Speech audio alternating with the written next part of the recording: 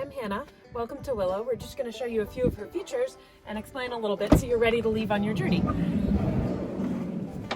So this is the space. I'm going to pop inside and show you the kitchen. First of all, you've got your lighting. This is the main light switch, which operates on a touch switch, and it's also dimmable. And then you have another switch over here for your feature lamp in the corner. Also on this switch, for a little kitchen storage, is our pop-up larder. If you press this switch, up comes the larder, which operates also on a gas strut. So you just have to apply a little bit of force to get it back down. The cooktop you access by lifting this flap, which is also held up by a gas strut. But just be careful when you're lowering it to do it by hand so that it doesn't slam shut. And then a great feature of the kitchen is that you can cook outdoors. All you have to do is lift these two latches, and then the entire kitchen unit slides out, and you can cook up here on the step stool, which is great. When you're done, all you have to do is push it back in and make sure it latches securely before you leave, and you're good. On this side of the space, you have your dining area. The table comes out by lifting these two latches, pull it out until it clicks, and then for a little bit of mood lighting, you can take out the pendant lamp here. It's got two magnetic fixtures that pop right onto the ceiling, and the light goes on automatically when the table is out. Just make sure that before you're driving, you put the table away securely and pack away the lamp.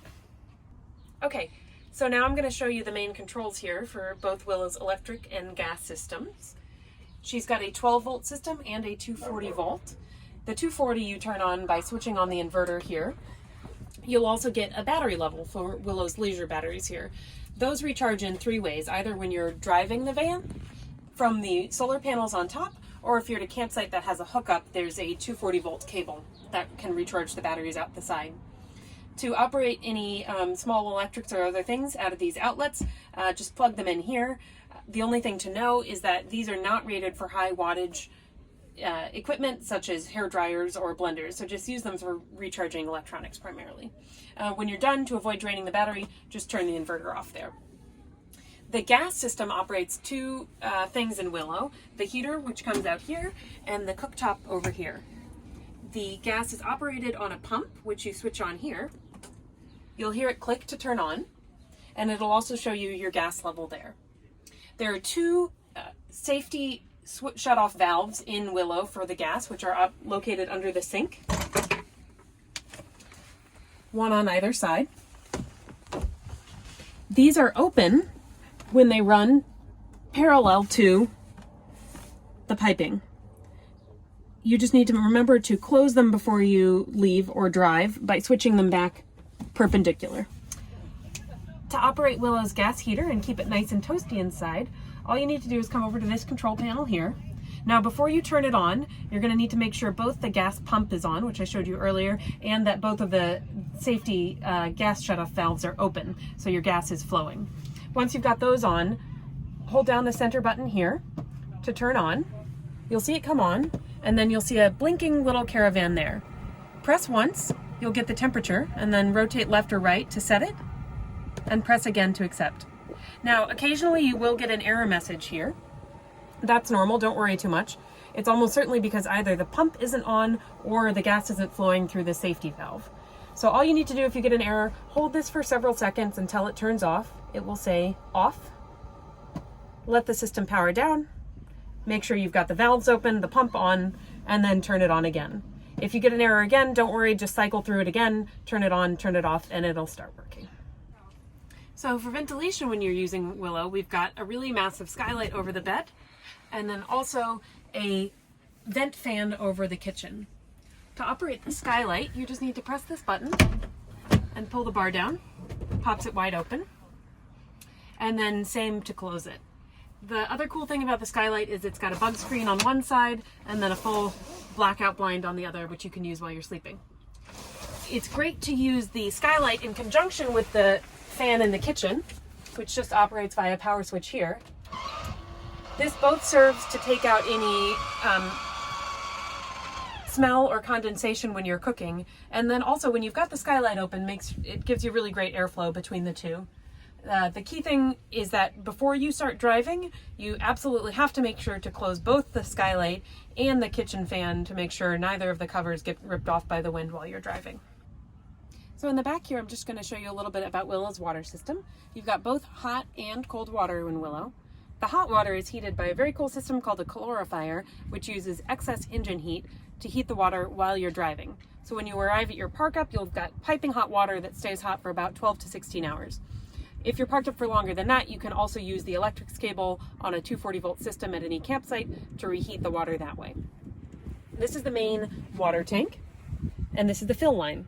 To refill it when you're starting to run a bit low, you just pop off this cap, use the hose we've included to hook up to any standpipe, and refill the tank there. Now, one thing to note is that this main water tank is larger than the wastewater tank, which is located under the sink. So as you're using the water, just be sure to check that wastewater tank under the sink and empty it as needed so you don't end up accidentally overflowing.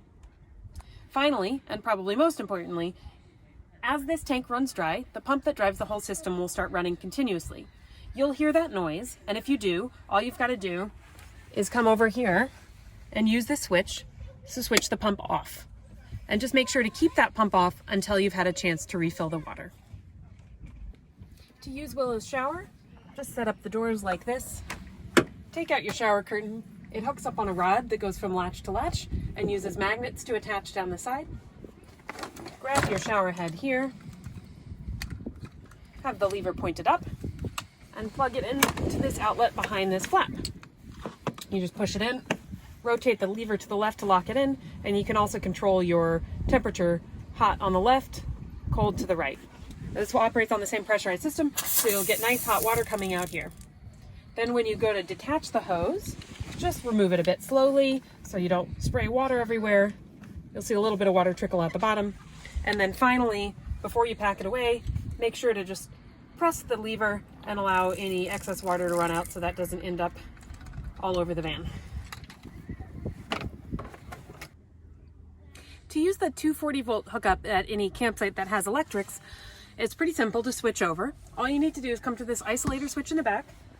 First thing you do, switch that to off, and then come around the side of the van. Use the electric cable we've included. On the mains power side, plug this in first at your campsite power origin point. Then take the other side of the cable, lift this flap up, align the points, push it in until it clicks securely into place. Then come back around to the back of the van. You'll see a breaker box at the back. You need to come in here and make sure all three of these switches are switched to on. When you've done that, come back to the isolator switch and turn that to shore.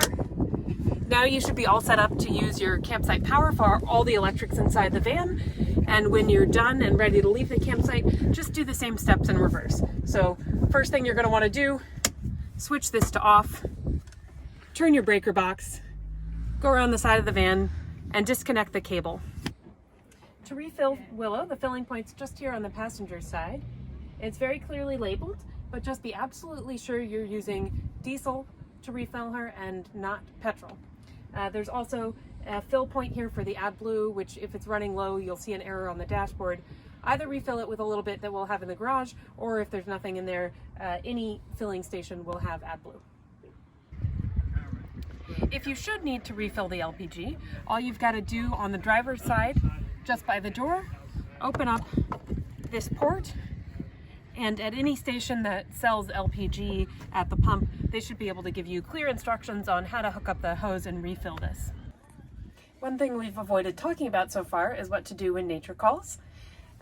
We usually find that most of our renters like to take our small porta potty with them when they're on the road. You've got kind of two options. In good weather, we include a toilet tent, and you can set it up outside, which is perfectly comfortable. But sometimes, if the weather's not so great, we prefer to use it inside the van, which we normally do by setting it up just behind this flap that connects the kitchen and the garage. You pull the toilet through, close the flap behind it, and then to use it, pop it open, pull this flap open, do your business, and give it a gentle flush. Now, when it comes time to dump the cassette on the bottom, all you need to do is separate the two pieces. There's a small lever here. The top lifts off. Grab this handle, walk it over to your chemical dump site, undo the top here, pour it out, give it a rinse, and then connect the two when you're done.